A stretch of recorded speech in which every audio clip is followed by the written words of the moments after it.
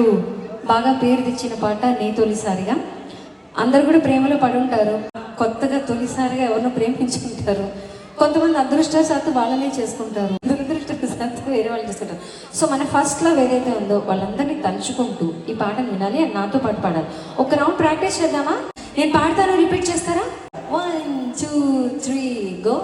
నీ తొలిసారిగా గడియ నా కళ్ళెదురుగా కూర్చున్నది నీరే కదా, స్వప్నమా ప్రియతమా అడగవి హృదయమా, చేరువై దూరమై. క్యా బాత్ హై! అసలు శృతిలో పాడారు చూసారు, అది